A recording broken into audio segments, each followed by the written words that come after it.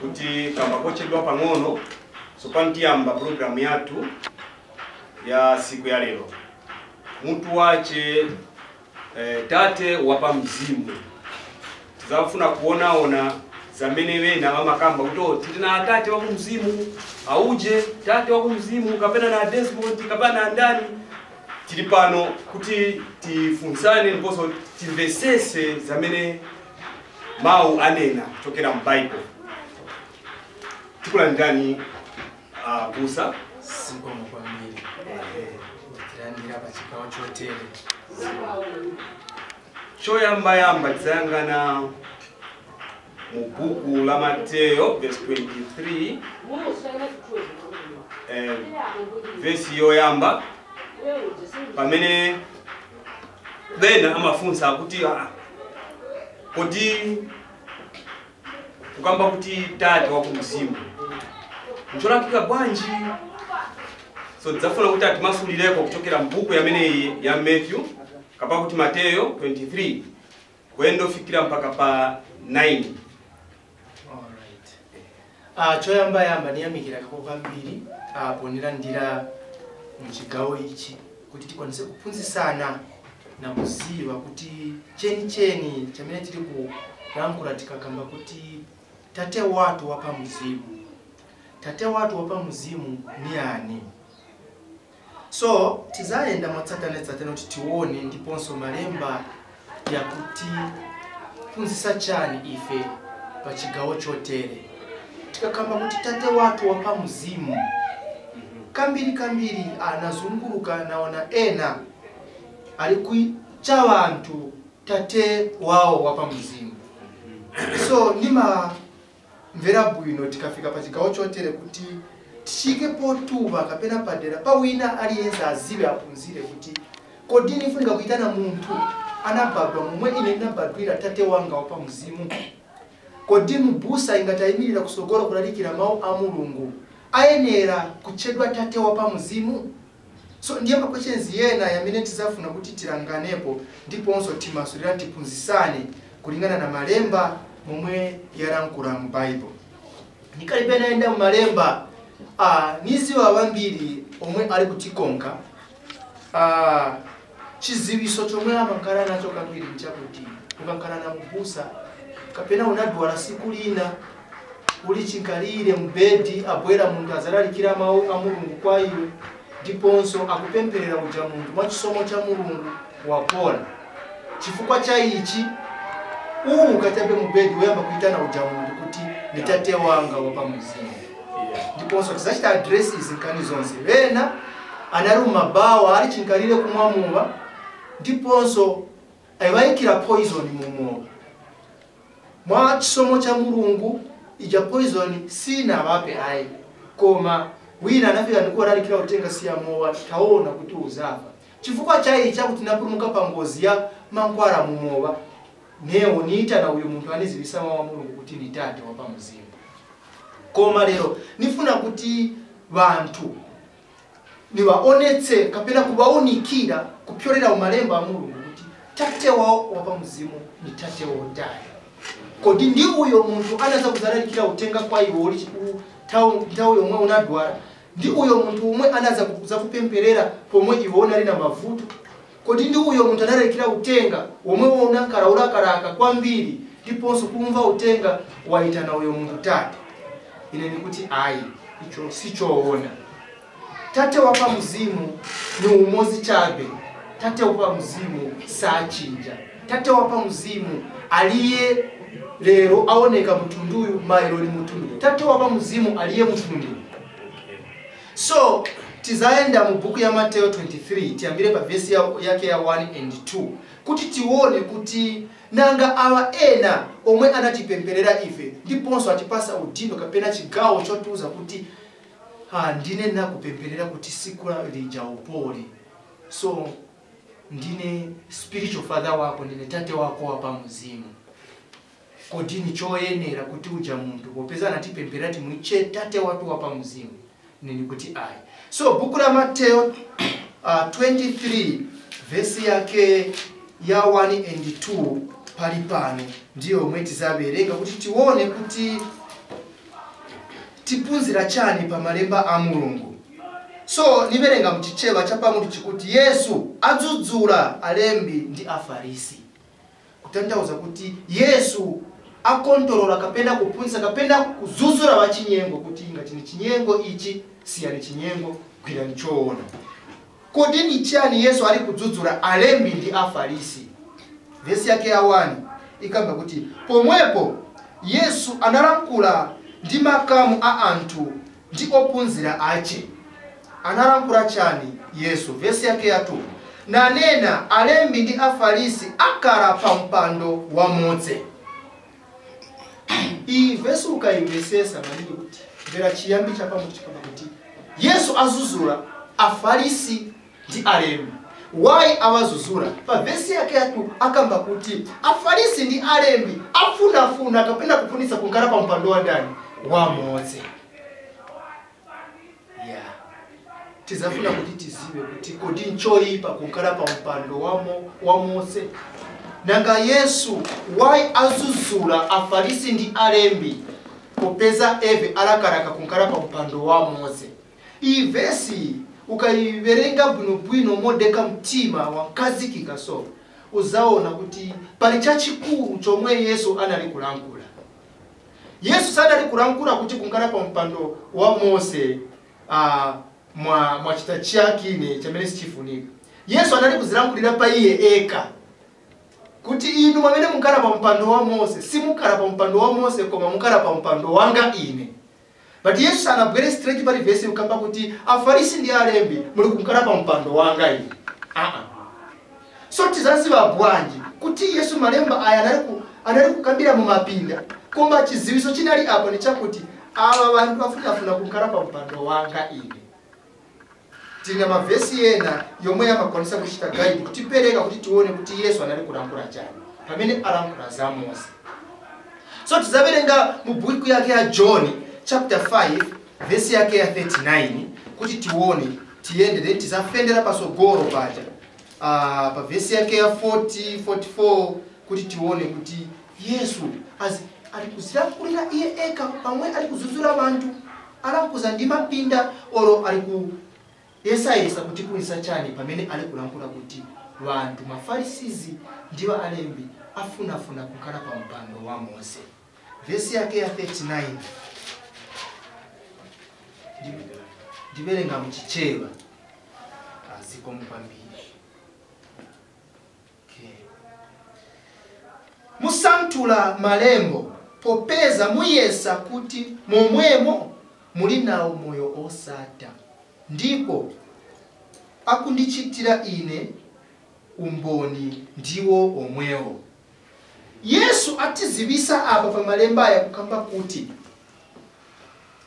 usa chipepuse kapenda kusatira okulondola muntu wina aliyese omwe waona ali kusantura malemba yali mu Bible. Kusantura malemba ndi kusekura Bible. So usantura malemba tiponso uyamba kuverenga.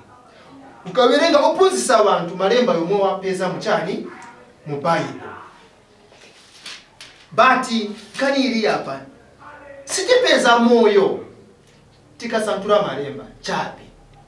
Chomwe tifuna kuchita njako tikasantura malemba tipeze ndani? Tipeze Yesu. Yesu tikampeza tata santura malemba aya then tapeza chomwe tifunika kuchipeza.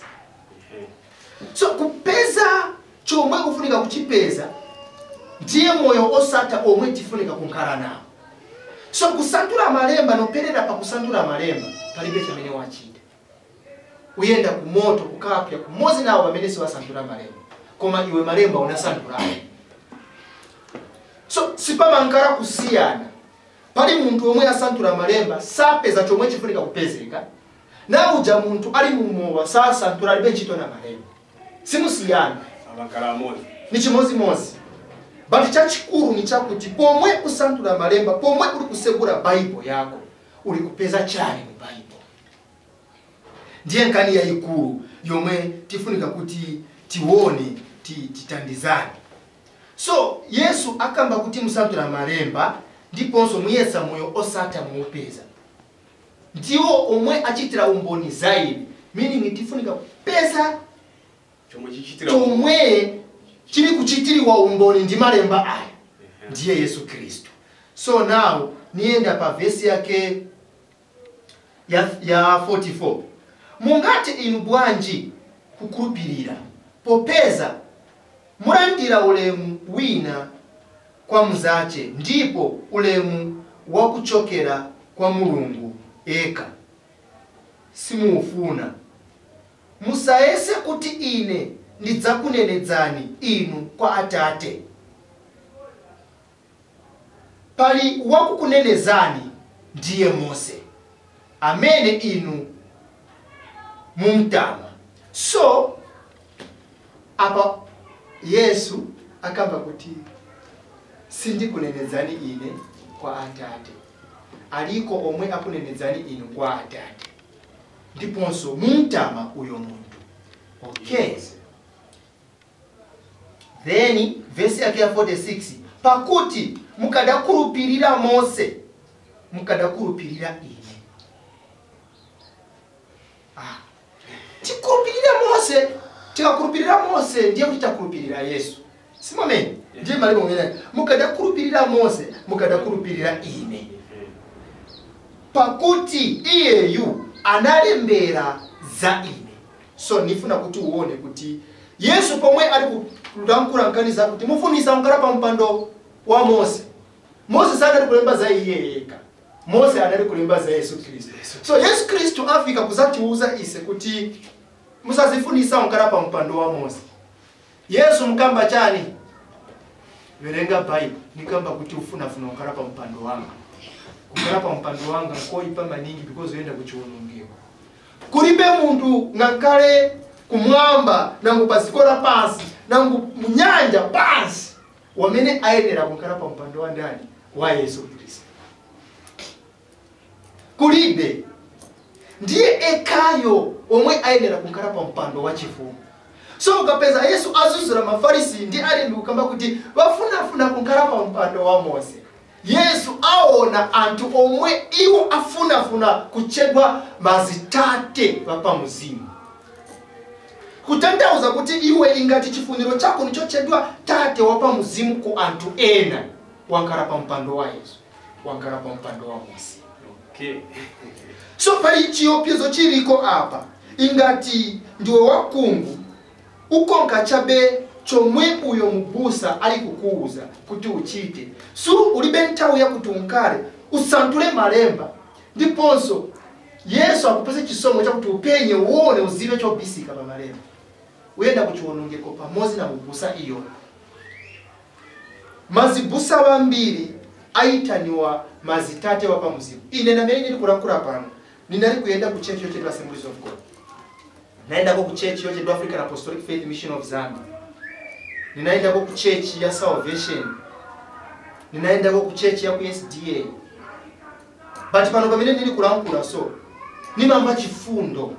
Chifundo chomwe nimamba ni chakuti introduction yeka ingati wafuna bakuzibise so kuli mubusa wao. Akuza kuti abadiye batate bapa muzimu. Saperera ukamba kuti ndiye tate. Sembe mama perera ukamba kuti ndiye tate. Ningakambe kuti chiliko na bwino. But question ima wafika mu mitima zao ni yakuti tikakamate kuti ndiye tate zaona munga ndiye utanani bara. Tipitilize. So tipitilize tikambe kuti ndiye tate wapa muzimu. Okay. So ni chachi chima ni pasamanda ni madanka. Tate wapa muzimu. Tate wapa muzimu. Iwo uyu ndiye tate wapa muzimu ate mugulire ko drink tuone. Kumugulira drink akumwa. Tate wapa muzimu uyu. Akudia na nzima. Manji uona munga safu nika kudia nzima. Ni muntu kaili na evo. Ayo mama yakamba so. Ni muntu kaili na evo. So kutandauza kuti bakwanisa kupatula tate wapa muzimu babiri. Amachinja ankarako tate wapa muzimu. Achinja ankarako muntu. Okay. So afuna kunkara pa mpando wa Mose. Afuna kunkara pa mpando wa Yesu Kristo. Mose alikulemba za Yesu Kristo. That's why umvera Yesu achitira umboni pa malemba yomwe iye analikulemberewa. So awa antu omwe afuna kunkara pa mpando wa Yesu Kristo. Sana wapite kumbali Yesu. Anabauzirapo. aba mafarisi aba anali kuzama disciples bake pachiguru chaba aba mafarisi bamene muona ndi alemba afuna onkala pa mpando wa Mose niziba ukaganiza maningi songa temoda ni wakuru wa mpingo zona baendera onkala pa mpando wa Mose. Mose sunga kale pa mpando wake. Mose ndiye analeta chironjezo kapena chigwirizano chamalembedwe ya Bible pachiyambi pachizunguti kamba kuti testata. So pangano rakudara rabana ba Israeli Mose ndiye mkuru wa leve, ndiye otetezera pakati pali Mulungu ndi ana a Israeli. So kambira Yesu akamba kuti Mose analemba zaidi. Mose ntchito yomwe anali kugwira pa nthawi iyi ndiye ntchito yomwe Yesu ali kugwira pa nthawi zino. Kutanthauza kuti ngati bana ba Israeli balowa mu uchimo, Mose anali na ntchito yopita kukalira Atate musabaononde, Atate musasegule pansi, Atate ni bantu banu aba munabachosa noka ino mulandi ya Egypto. Kodi mufuna kubashokera cyane ndiponso Mulungu anali kumva because anali kufuna Petero yochokera kuri uyo eka omwe anatuma kuti ayike pangano lake. Kutanthauza kuti ndiye Mose. Ndiye ntchito yomwe Yesu Kristo ali kugwira ngati mkarapakati. Ankarapakati. That's why iwe naine tikachimwa so Yesu achitotirira ise. Musaba ononge bana banga. Ninabavutikira kwafera pa mtanda. Kuti wafike lero pamene bafika. Nichisomo chomwe munabapasa. Ndiponso pempero yomwe Mulungu imamukondolesa mu chisankho chake ni ya mwana wake. That's why kulibe muntu angate kukhala pa mpando wa Mose, kulibe muntu angakhala pa mpando wa Yesu Kristo. So pangani yocha mazibusa tate watu hapa msiku tate tipitilize niverengere ko yambira pa verse okay tiverenga mchicheba verse yake ya 6 kufika pa 9 ya Matthew 23 yamene i verse yake ya 6 kufika pa 29 nizindikira kuti tiyendera pamozi ya verse yake ya 6 kufika pa 9 23 verse yake ya 6 tifike pa 9 Matthew 6 verse 9. Matthew 6 verse 9. Nikali kufuna 23.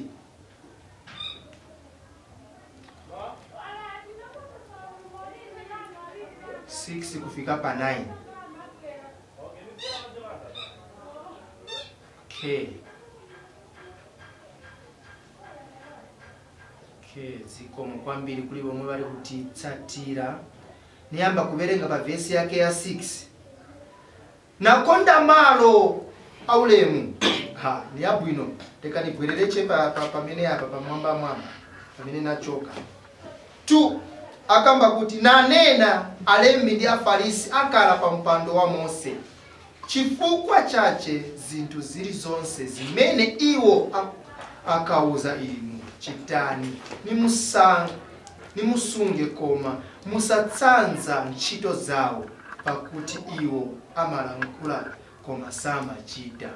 Inde amanga akatundu olemera ndi osautsa ponyamula na wasenza pamapewa a anthu koma iwo eni oka safuna kuwasunta amenewo ndi chala chawo koma amachita ntchito zawo zonse kuti aonekere kwa anthu pakuti akulitsa chitando chache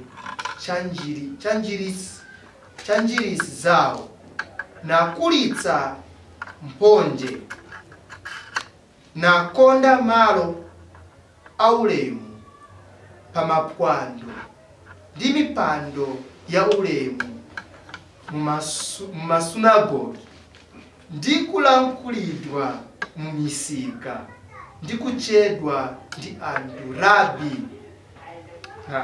kani kambiko pang'ono pali chabwino wabamvera abantu momene bali kuipa kwawo bali na nzeru zambiri zakuti akonza kunyamulisani vintu eve pamene sibanganyamule mpunzisi Nyirenda Wazona simbizilia hapa hizi. Alizopepuka. Unyamula cha one time wafikiza panja wasia. Chifukwa cha kuti ni bakuru bakuru sunga ate kulamkura kwa iwo. Apunzi soborekasi esani koni kunyamula tuone ngati nizopepuka. Sasa kama ndiwandale suko ngavamene bakuru bakama sense bakuru bakuru. Aba bantu anyamulisa abantu zintu zomwezi iwo sakwanisa kuzinyamula. China cha izo zintu zamene amanyamulisa abantu aba bantu ndiye akali kulalikira chilamulo nalero pa bantu. Chamene iwo sakwanilisa. Chomwe iwo sakwanilisa kuchita. Akuuzani soti kazichitani malemba ndiye mwamene yakambira iwo sachita. Afuna ulemerero, afuna zina la pamwamba mumapwando. Unaona bantu wa ulemerero mwamene wamachitira bakafika kumapwando. Abusa bakafika so ikati pwando so. Kapeti zayanzikiwa buno bwino mpando wao waikiwa wavalikiwa buno bwino bakonza pansi hapa bazapyanga ukagaliza chewe ikotoziwa hapa pabwera aulemerero ukafunsa kuti bamene baza kuzankara hapa ni bana ni batati badati bako bati badati bako suna basiye kumuzi wati ya inoti bali kumuzi abantu badati bapa musimu ndiye bakolo zankara hapa ndiye Bible imenika hapa aba bantu bafuna tumpando to pamwamba ulemerero ulemu bakapita mu road so ayitanwa zipunzisi busa mu bwanje aba ndiyo jesera nkosa koti aba bantu tibapase ulemu na kupitiriza kubayitana rabi kulingana mwamene Bible ikambira hapa verse yake ya 6 kamba uti na konda maro aulemu pakwando ndi mipando ya ulemu mumasunagogi ndipo kulankulidwa mumisika ndi kuchedwa ndi anthu rabi koma inu musachedwa rabi pakuti mpunzitsi wanu ali mmodzi ndipo inu nonse muli abale. Ingati Bible ikamba kuti musafunefune kuchedwa rabi. Ukafuna chebe kuitanidwa kuti ndiye mkuru watenga mpando wa mfumu. Ndiwe uja wamene azuziridwa ali kuzuzuriwa ndi Yesu kuti ufuna kunkhala pa mpando wa Mose. So Yesu akamba kuti koma inu musafunefune kuitanidwa kapena kuchedwa rabi. Popeza muli nayo mpunzisi wanu umodzi. Mpunzisi watu omwe tili nayo umodzi ni ani? Tienda nayo msokoleni. Akuti inu ndinu abale pakati pa. So mwita songanirana pano so. Isabale. Chizindikiro cho china chomwe chinangeza kuti isabale. Neni nembusa ndikulalikira mawu ya Mulungu ati wewe wanileta pano kuti nizapunzise pa utenga. Bali taona drink yomwe ukumwa na yanga. Zipara. Isiyo dula. Same na yako. Sio dula pa so same nali kufuna kuti nitenge chinyengo chili kunja. Sininga mwero mplastic ya sembi waona chabe apa yore mabukwini. Ero yewo wasalamuli amene yo amene ulitandi. So that wantu omwali kutiona kunja uko. Aza kulibe kuchita introduction ya asasiba chabe kuti pali babiri pacha. Ona ko cyane. Ukuside kuoneka kuli mtengo. Uyu simvusa ndiye kuli babusa. Ndiye chomwe Yesu atiitanira ife kuti tiza ike utenga mu chilungamo. Azunatumidwa kuzalalikira utenga. Uziwe kuti ndiwe mbale watu. Palibe kantu wavala tai wavala jacket, wose unavala jacket. Ndife apa ivi siviti chaise kunkala mazipusa. Upusa wa muntu uli mkati mwa Mungu. Notizo mwa wavala, ayi. Notizo mwa uli kuyenza, upusa wa muntu uli mkati mwa Mungu. So tisa kumbwire kupasiwa uja ulemu wakuti parasti tikazipeze ise tise tumirungu pa ise toka ndisa habari vesi yake ni kaboti ndipo inu musachule wina atate wanu pansi pani nikutaka uzoti pamena na kamba mawa anali pansi pani umuvera mawa amena kambi ndipo inu musachule wina tate wanu pansi pano. Semba mama ndari kuyaka mbali kumwamba. Semba nakamba kuti pansi ya. Awo mene muita na tate wanu sa tate wanu ndine ndiri kuno. Akamba kuti pano pazikora pansi. Musatule wina kuti tate wanu pano. Tate uzandina heva ndari pamene pano. Ndiye uti nditi zindikiro chomwe tili nacho uja anabwera kuzatifera ndiponso anaenda anauka kwakuka.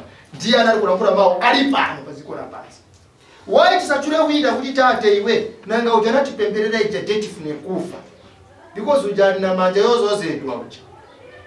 Ndipo inu musachule wina tate wanu pansi pano pakuti alipo umodzi ndiye atate wanu wakumwamba. Ndiye atate wanu wakumwamba. Ndipo musachedwe asogoleri pakuti alipo mmodzi msogoleri wanu ndiye Kristu. Ukamvera somo ndo angabwere na question yake ya Mungu ukamwambia sisi masogoleri. Kusogolera komwe kuli kulanguliwa apa.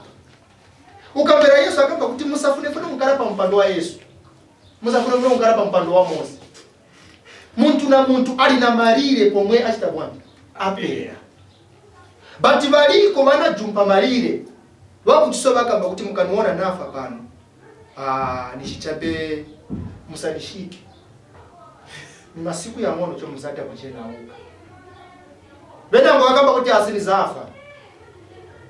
Ine ngati suzafika komwe nilili uziwe kuti kumuliro kuhera. Ine soneza na meeting manimani hapa na Yesu Kristo. Vanarumpa malire. Chifukwa chakuti antu avatotera pali zomwe ali kuchita. Mtunguru zomwe wapasi wa ndiwo antu. Zivatumfya veve kuti varumpe malire. Because oro varumpa malire kulipe zomwe munga vachita. Bali chinji chimozi. Vadana naye mwine wazina romwe vari kujoveramo ndi kupisa. Because mwine wake ali iye eka. So musachule muntu pazikora pansi tate wanu. Mulina tate wanu mmodzi chabe kumwamba. So question yanga hapa yamene ndingabwere futi kuti tichoke apa pa malemba aya. Yamene ndifuna kufunsa ku anthu omwe ali kutitsatira. Malemba akamba kuti musache muntu pazikora pansi tate wanu. Mulina yo mmodzi mwamba. Batete bako iwe ngati kunitsatira pa utenga uwu. Vankara kuti ingati bali kumwamba ziri bwino. But ingati bali pansi salama pake uli pangozi. Yes. Venango mazitata apa mzima rumakabronga ukabronga. Venango tirinabo mwamene muno mkomboni muno. Venango wango zunguruka zote kachoka panja tingabapeza apa so. Na maBible babwino so. Ukawafunza so ata nina kosa zambiri manini. Zikwera kumbuyo. Ni bana banga chikuru chose cha mino uona iwe. So batete bako ingati ukabagulira drink so bakumwa. Ngarapanzi. Ngati unampata ubafunsi sise buno ta ndifuna mnimasulire verse. Baza kuuza kuti yayi batate bako bajaya isi ine ndine tate wako because sembe sindine sembe kulipa vemeno. Akaba tiri nayo mpunzitsi umodzi. Ndiye ndani? Yesu Kristo pomwe pazikora pansi kamba kuti ingati simuniro la kupita. Nkoswe isi izafika. Inkoswe ndiye iza kupunzisani choona ino. Wiwa nakaniria. Inkoswe ikafika ikupunzisani choona ni ndani? Yesu Kristo. So iwe ingati ulina babusa bako bakujya sima. Ndiye koswe inabwera after Yesu akwezi kamwa. Iyo ni yawe. Nkoswe inabwera after Yesu anyamuka kulonda kumwana. Ndiye mzimu woyera. Ndiye atipunzisa ife malemba. Ndiye alengeza kuti ukabereka so uvomekeza na muntu to ababusa wanepeleka mchinyengo kwa ntao ya itali. So ningoti dadi ndiza kukumbusa kwa chintu chimozi msogoleri. Last time naendo kapemperera muntu obwara pampadao nyama. Kasi aitana lakini opemperera bantu. vanabwera mudhara na ntambo zawo na tumachani twamazina y'abantu tumaidi so nifika chabe ka introduction kayama ate muli na ID ni wandani abati ni wadati watu hawa je babusa watu wapamzima ngande ba maende kuvala hivi mumukose aka sikotani na mumfuite singa kugwira orori parodi waise wadati watu watuzira tuti osasiyaka nikuyenda nako mutumba osa kasiya kuli konse oronchito wafuna ukupisha zomwazi uli nako mutumba siwanga kupisha kutandauza kuti uyu wamena ali na chiso chake pa ID ankaraba mpando wa Musa ukurupirira muri ndani muri ayo manje baika ukurupirira pari uyu muntu ari na feshi yake ilia waibara Yesu batirero tiripo tikubuze kuti iyo chamena unabwira ni matengo ngati ufuna ukurupirire zoona kuti ni matengo tenga uchishoke wewe kulipe viza chitika na mwani ndipo uza kuna naturo kwa so tisache muntu wina tate wanu pano pazikora pansi palipe tate wanu pano pazikora pansi so akamba pa tate wanu alikuti kumwamba ndiye ujana bwera nafa ichantawi achatifira ife anauka anaenda kuti kumwamba suka mbabuno msogoleni Hebrews chapter 12 verse yake ya 9 and 10 teti berenge uone zilia Aheberi 12 taenda mbuku ya Aheberi nifuna titandizane siku ya lero ingati na chibindi choitana muntu anabado pazikora pansi tate wakuti nikapolo wa Mungu so asache muntu wina tate pazikora pansi even in Matthew 6:9 pama pemphero ija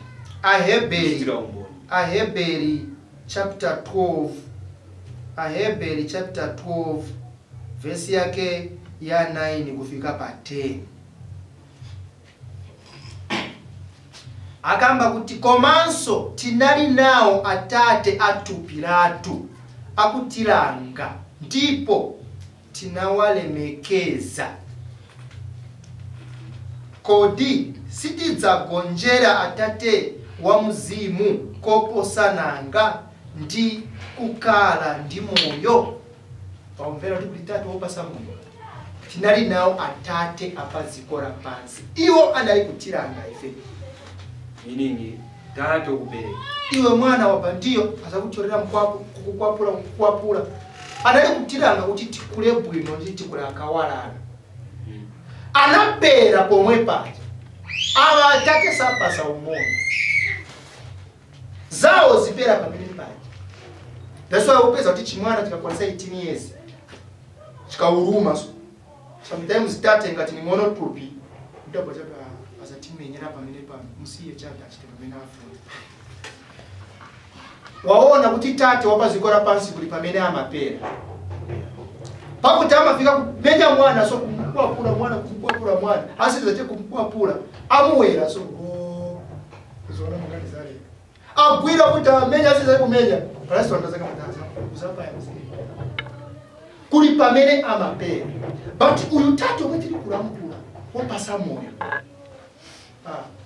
ndala ngati sumutsatira kupera kwako kuyenda kumoto huko jikoza kasheta meno ya shetana pali pecha neno kuja mkama shetana yeka so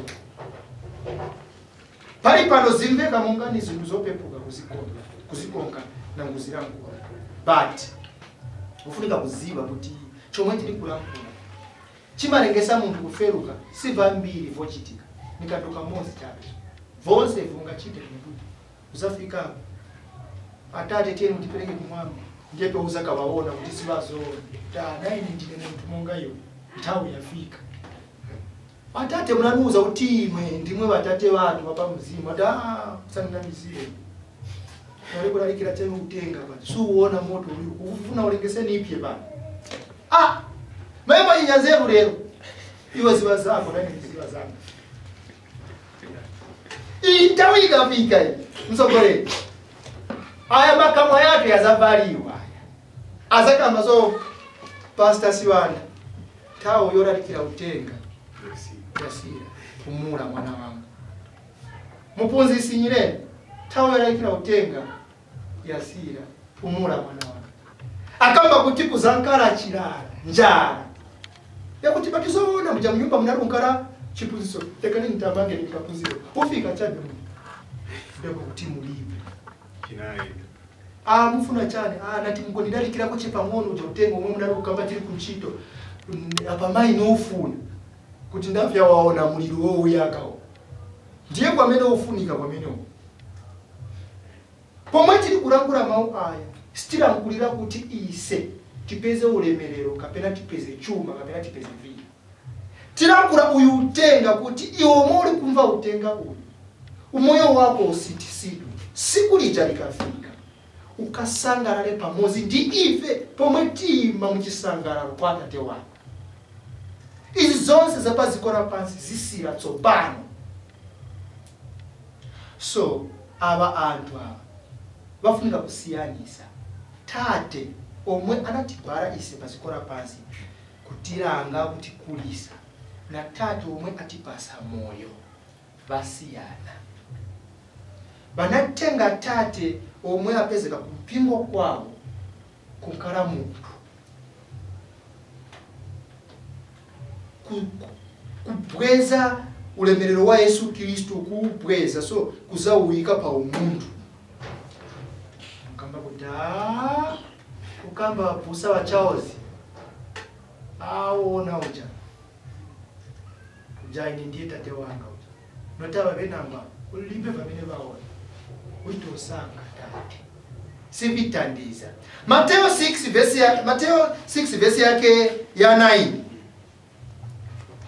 tiri pamozi niziwa muli kutisatira ino antu tipunzisa utenga omwe uza kulowesa ni ufumu wa kumwamba. Mateo 6 verse yake ya 9 ini mozi yamene yakira ku Matthew 23 verse 9 koma verse yake ya 6 akuti koma imwe popempera lowani muchipinda chako nutseke chitseko chako nupempere Atate wako ali mtsere ndipo Atate wako wakuona mtsere adzakubwezera iwe. Aba amafunafuna abazipunzisi balero amafunafuna chamene amafunafuna ni ulemerero ati that's why umapeza ukanyamuka chabe pano utuyende mu road iso uzapeza ma post ati overnight ziwanda zituruka 01 ikafika che tapping anointing ya watate wako hapa mzima kukalipe kucha kuseni musaibalire osabwera manja because anointing is muzaiona anointing yenda kulingana na mtima wako omwe ufunira kuti upase ukapeza mundu achita advertise so ni semu na mundu anatenga karata yake yakuti ni mupusa aenda aika akapewa pa chest pa kifua chake aenda ni wole so ine mupusa afuna chabe ulemerero kwa antu koma ife ingatidali kila utenga wa Mungu momwe kulambulira paso antu ayamba kuchitera umboni oyu mundu atuonesa chintu chomwe sitinali kuona atuonesa kuli Yesu Kristo so ingatukwanisa kuonesa abantu kuli Yesu Kristo chifukwa cha icho azaziwa kuti ampunzisi Nyirenda aralikira choona bazaveta bazatenga utenga omuli kubauza iwe kuwika mbayi ndiponso bazaona tizomoli kulankula zichokera mu mahezo anesi kwa ao oka omwe mazina awo siwolembedwa mbukula umuntu azatsusana nawo asusana na Bible izo vimavutesa bekuti angambe kwa sababu ave ukamvena kuuza pa Biblia naviona batise stima konka hivi tutantauza utinga taliyeka mchipinda akonza kungamba Bible kaya chija kivesi cha meno wamuuza kuti siri hapa So chimavutisa kwambiri. Okay? Chimavutisa kwambiri kuti tizatandiza ka bwanji tizakora bwanji pa chikristo. Leka niberengeko verse 5 na even yabwino tienda pa chapa mtu chatosa ibalira otisatira chate watu wapa muzimu.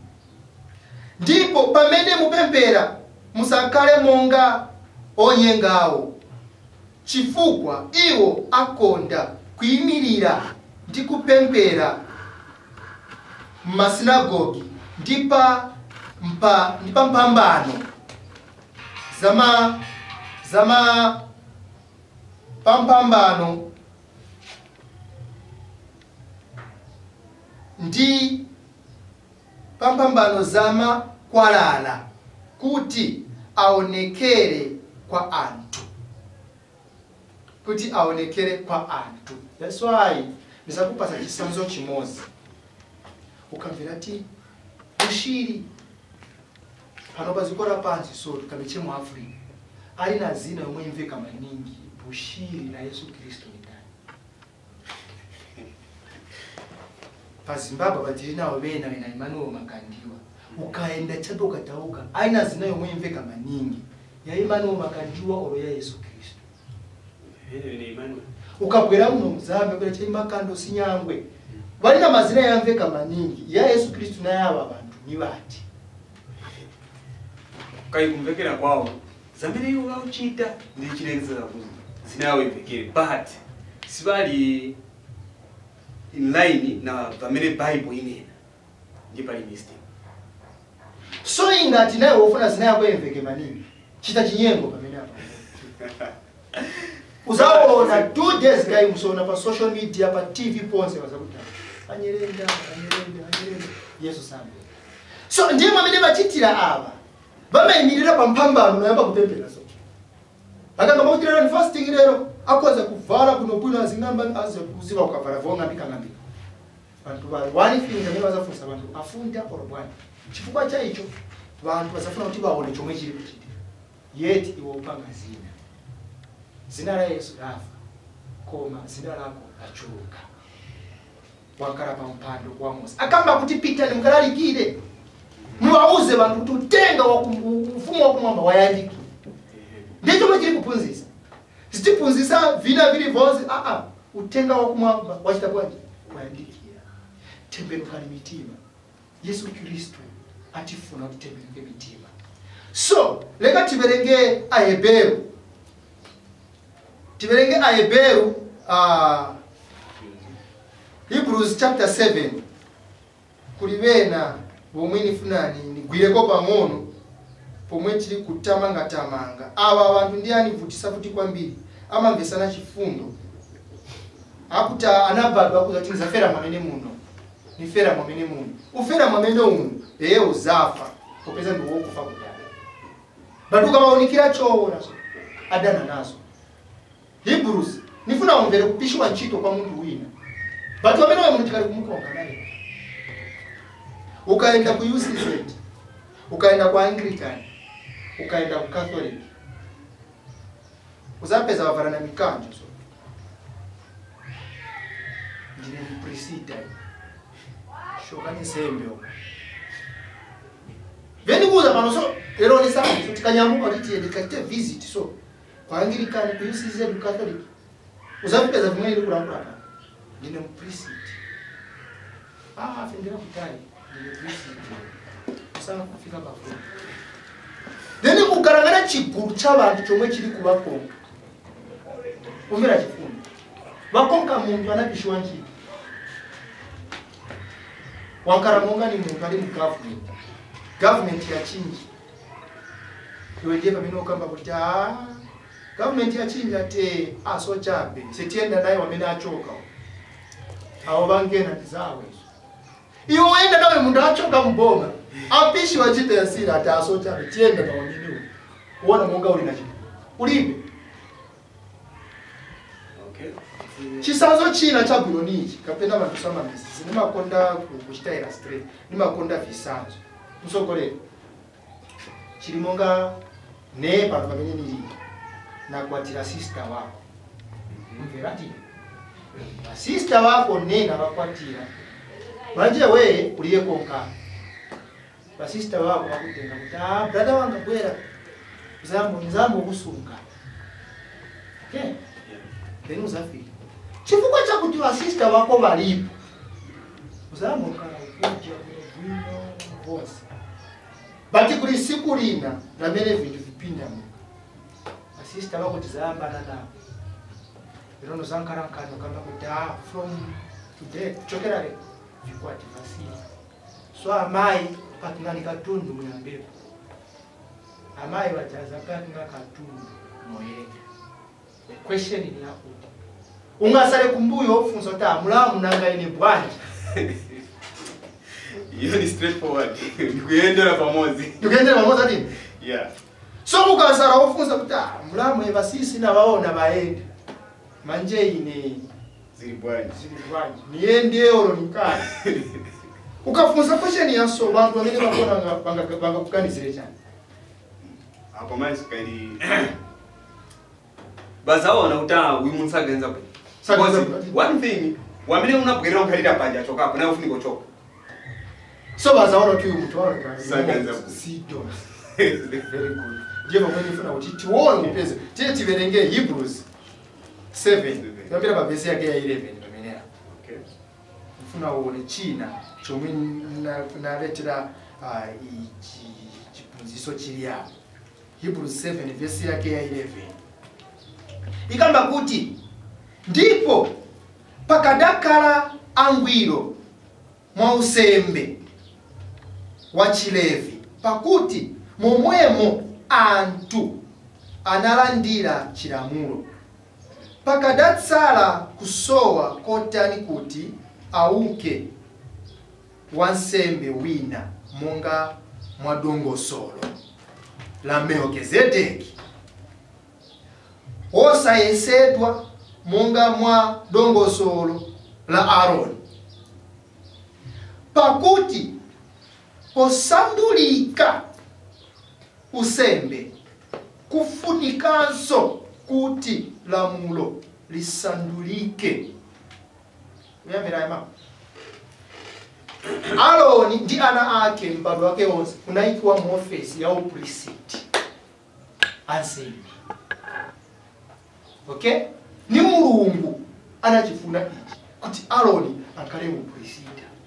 Ndiponso anagwira ntchito yake ya priest. But ngati kunalibe choyipa pali upriesta wa Aaron. Sebe kusikuna bwera upriesta wina. But upriesta wina anabwera. Iye alibe mukonka kuti anabadwa mai bake kuti pania alibe ba mai bake. Alibe batate bake. Mulaino mumu ndiye kunabwera upriesta wa mkulu iye ali Yesu Kristo. So now Bible ikamba kuti chifukwa chakuchinjidwa office ya upriesta Aaron achosewa mu office stinga choseya be Aaron chilamulo chinamukazika mu office chisaleso chabe Aaron chito ya si akamba kuti nanga mafiles yanga yaja na mafolders nzachita kwani Yesu akamba kuti nyamula longa tonse tu mafiles twakoto because lamulo yabwera apa manje yani yowani ya mafiles yako ya expire vilibe nchito hivi. Oi atengaro mafiles twake apeteka aika msutukezi chito ya sira aenda. Hena taking over iyo mpriesta mkuu manje ali Yesu Kristo. So manje mapriest aba bamene tiri kupeza ku Catholic lero, mapriest aba bamene tiri kupeza ku UCZ lero, mapriest aba bamene tiri kupeza ku Anglican lero. Bali mu office so wasema Amiri chito yawe ina. Chito inasi. Chabili chinenge sauti basebenze cha. Ndi aja abantu omaba nokula bakutokera. Ndio priest itiriza tietie ndani. Chito inasia.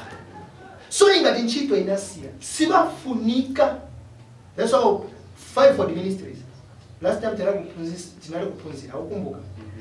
Kuti pali ma apostles, pali mazibusa, pali mandani, wonse bakwana. Unamvera kufutetu. Pali priest pamene hapa, Palibe.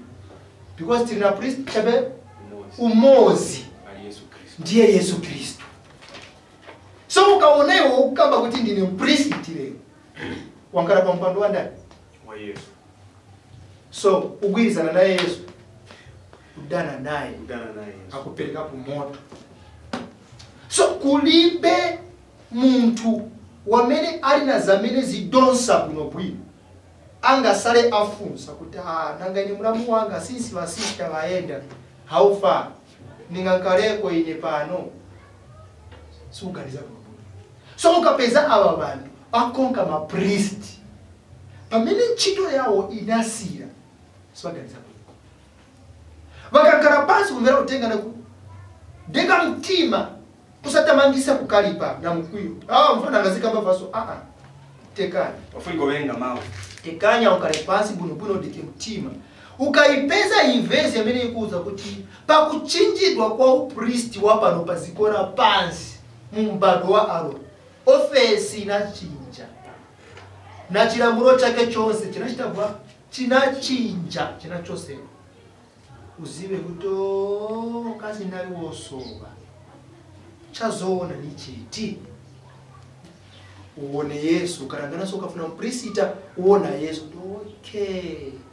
Ndiye priest mkuu Yesu Kristo. Ninchi warongosoka. So pano bazikora pansi palibe priest. Wamene afunika kuimirira kusogoro so kuti ndine aimena manja na mkana. Aliyense wamene abadwa tsopano ali na zina yake yolembedwa m'buku la ufumu wa kumwamba. Ndise mapristi wonse ndiponso tisangalala otitungulula ni Yesu Kristo. Manje wo vali mkanjiro kamuti ni priest. Okay, ise priest watu science akalimoto. Pano pamene kama swali kufumu wa kumwamba.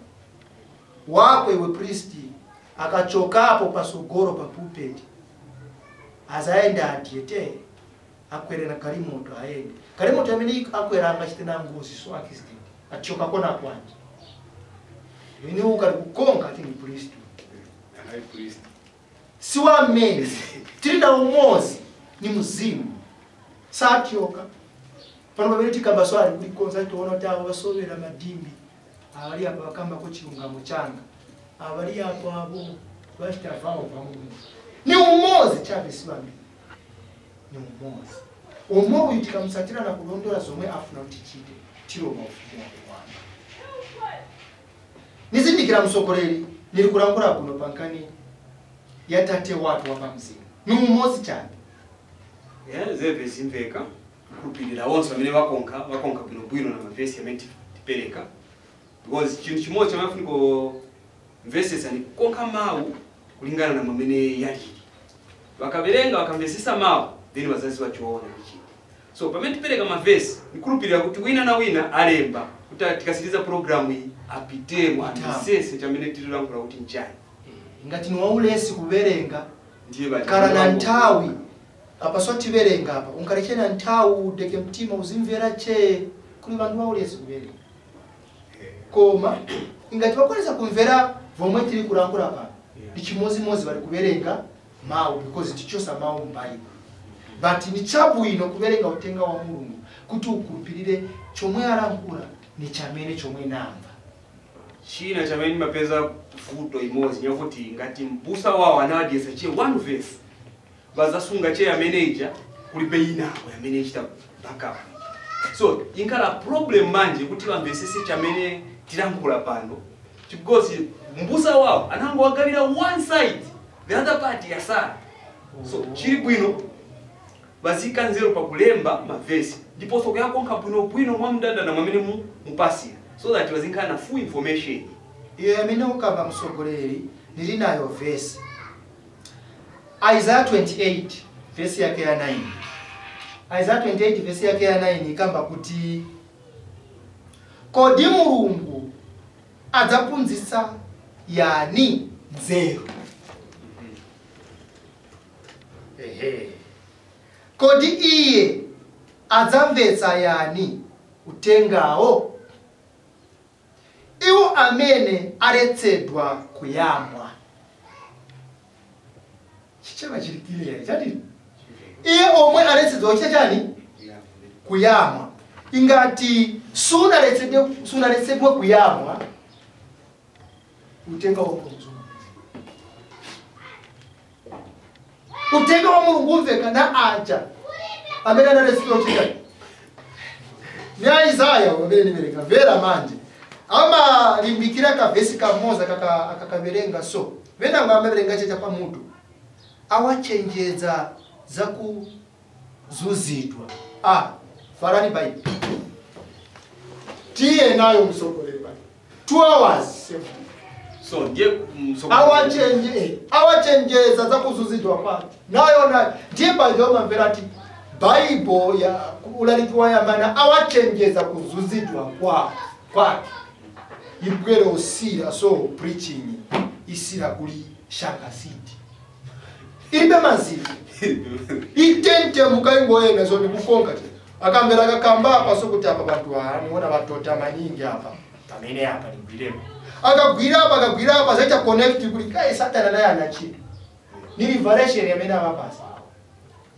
Akupasa liberation so. Wafyanta hapa charira huko. Itente mukira kwini. Choka paja sona chile chikufafisa watu ni wakati. Utenga wale na one verse. Manje mvera nikalipo kusiriza. Verse ya 9. Nibweza hapo kuti tiembele pamoja nifika pa 10. Kodi Mulungu azapunzisa yani nzeru. Kodi iye azamvesa yani utengao. Iwo amene aletsedwa kuyamwa.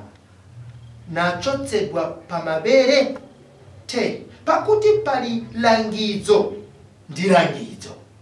Wibera ikani mani. Vesi yake ya 10. Pakuti pali langizo ndi langizo. Akamba langizo limoja akamba ya bili. Imesese. Pakuti pali langizo ndi langizo. Langizo ndi langizo. Lamulo ndi lamulo. Lamulo ndi lamulo. Kuno pang'ono uko pang'ono. Waimera ngaliria. So iwe ingati ugwira ka vesi ka Moses so. Iyi vesi sona ibere. Bambiri nishi. Okay. Bena ngwazibusa vesi baizi. But chameno na chakuti sibana pasiwo kuti bakalalikira utenga. Batumiwa na bamene babatuma kulalikira utenga. Naso itabwira pano pamusara abale. So ngati kuli bantu bamene batumiwa na Mulungu kulalikira utenga. Sanga chiteza bamene bebe bachi.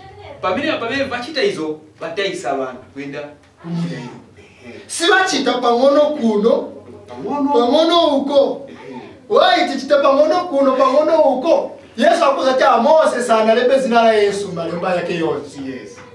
But Yesu akwenda kama udia musaone malemba yose ya. Anali kulemba hivi. Bali taziwa bwanji akuza cha mufuse mnenera Isaya. Asa kuuza zimeli Kwa kutafunika pang'ono. Mukafika kula Isaya akuza cha msogoleri waso. Pang'ono kuno, pang'ono uko. Pang'ono kuno futi. Pang'ono lamuro kuno. Lamuro uko. Langizo kuno. Langizo uko. So omwali kuchita hizi sama so. Okay. So manje ningabwere kusirizisa. Niziba nienda kumapeto. Amena na kufunza question yo kamba kuti iya Elisha anaita na Elijah tate. Chingarese iseni chani kumuita na tate. Kufuniko masulira kuno because bambiri bantu bamene kumana nawo pankani ya tatu hapa msipu. Kwa mena matamangira ni Second Kings 2 verse 11 and 12. Drama inalipaje size wapo hiyo. Banye ve masulira. Vera msokore. Tatu Isaiah mnenera choka kutuza uti pang'ono kuti kuno pang'ono. Yesu akamba kuti chilembedwe cha aneneri cha Mose ndi cha masalimo chinali kulembedwa pali ndani pali Yesu. Pali good. Tikaverenga Luka 24 za pesa. Luka 24:44 to 45 kuyendao. Yeah. Akamba kuti zomwe Mose analemba, zomwe masalimo analemba ndi aneneri. So question ikadogenda usokolo. Isaiah anali muneneri? Very good. Aliparaini amenei. So zomwe aneneri analemba, zomwe masalimo analemba, zomwe Mose analemba, banali kulemba pali Yesu Kristo. Kutanthauza kuti ukapeza zina la Mose si Mose. Ni zina la ndani? Ya Yesu. Ya Yesu Kristo. Ukapeza mneneri akamba za uneneri muri mazina ena moja. Akamba za mazina yao ina Elijah. Bakamba mazina ya ndani ya Yesu. Naso akamba kuti pang'ono kuno pang'ono. Elisha sana itane Elijah tate pomwe Elijah nali pazikora pasi. Wapona bali drama imene swamvezesese. Elijah anaitaniwa tate atasiya office na anyamuka apita kumwamba. Elisha ndiye pamene aitana tate. Apita. So pamene uverenga malemba ni kudeka mtima. Usifunza kuti okay. Elisha anali pazikora pansi. Elijah anali pazikora pansi. Kodi ali pazikora pansi anamuitana kuti tate. Yeah. Chinalengesa kuti amuitane tate ali kumwa akwera kumwamba. Bichani. These are the questions muntu pamene afuna kutenga chintu azifunze. Tamvera kuti kuno pang'ono uko pang'ono. Ndiponso vaneneri vanalemba za Yesu Kristo. So tifuna tipeze Yesu Kristo. Pali drama iyi inachitika. Kwasi Bible imachita guide. Ingati ava vantu vanali kusomera drama imene vanali kusomera ni ya Yesu. Chekitenge Yesu machitimuyika apa. Yesu anabwera chepa zikora pansi. Chamera anabwera pa zikora pansi anabwera uzachita chani? Kuzausha kachisi wake anali wokufa kuchokera kumbadwada. Ku chechi yake yaiki. So tuona Yesu na chani na chechi yake. Tisiriza ni aka question ya Elisha na Elijah. Okay, Yesu wankara. Chechi yako iya. Drama ikuti bwanji. Yesu. Okay. Elijah ako iraenda mwangu. Elisha time yakwana yakuti kuitane tate. Hii drama ni yabulo kaimesa kulo kuberera kumbuye futi. Ukumbuka Yesu alipa no bazikora pasi. Anale kuitana tate wake kuti kwa tate alikumwamba ati. Why aitana tate alikumwamba? Oendera kuitani wa tate alikumwamba tauzonse. That's why Yesu ingatalipa zikora pasi. Sauza opunzira bacho kuti nitane ni tate ine. Sometimes I don't take a kamba so. Usaura familia maona baba. Kani chete. Tawe kani kwa. Waiona gani? Sai ndio kuitani watate. Ali bana bazikora basi. Aendera kuitani watate hata nkara na ulemerero wake. Nishi akwezeka. Very good.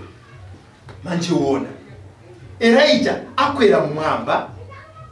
Elisha ndiye pamene aitana tate. Chechi sara pansi pano ni chechi.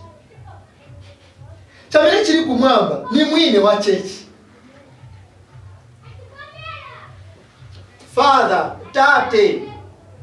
Lomba uzatisi ya so chape. Yesu akamba utani role nipite. Koswe ina izabwira. Ngati sinipita nkoswe si izabwira. Elisha ingati sini nyamuka inegenda mu mwamba. Jacket kapena chiko champazo suza tena. Kana zona ziniri pano. Jacket chilibali ni siza kufika. Yeah. Uzi wa Elisha embekeza kavuruvuru kabwera. Ina nifuna uti nipite. Nikapita ndipo mwe ngatenge nchite mwe nali kuchita. Ino mzimo wera sunga kufikeni. Poka hapo Yesu atanyamuka kuofu mwa. So jacket kapena chiko kapena mpaso ijaro ikuko kuchokera kuri Elisha. Kuchokera kuri Elijah kubwera kuri Elisha. Ni kubwera kwa mzimu woyera.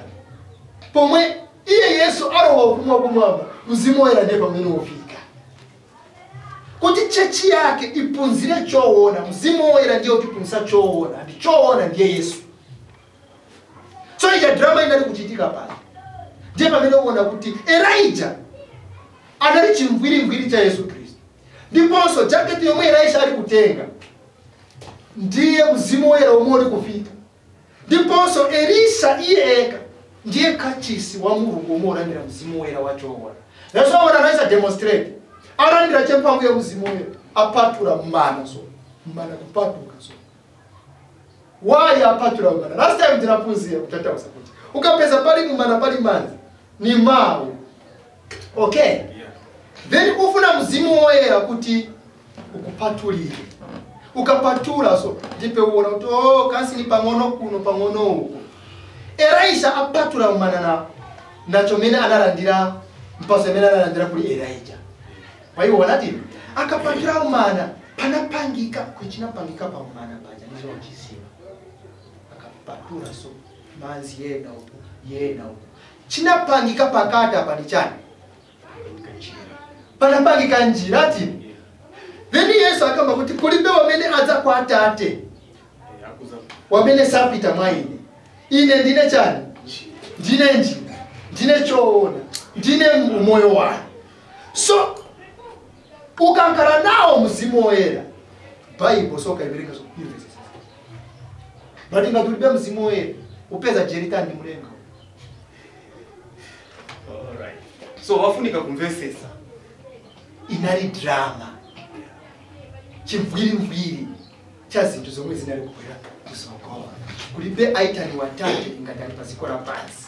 That's why Yesu Kristu sana itaniwe tate ali paziko la pansi. Auza watu wake kuti mulina atate wanu umozi ni ndani? Iye ali kumwamba. Pano paziko la pansi msaitane wina. Ndiye Yesu. Elijah suita ni watate ingati uli pano paziko la pansi. Uita ni wachabe tate ingati uli kumwamba. So ndiye drama iyi. So ingati vatitsatira bwino ndiye chomwe chinali kuchitika pali Elijah ndi Elisha. Okay. Yeah. Apo mwamasulira nkurupira kuti omvera bamvera.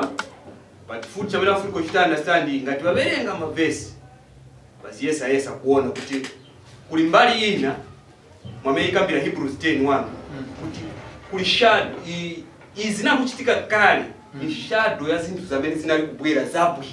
Exactly. Chimvwiri Then pakuona apa bafunisa kuona because kings ikamba za kumene zinali kubwera zabwino.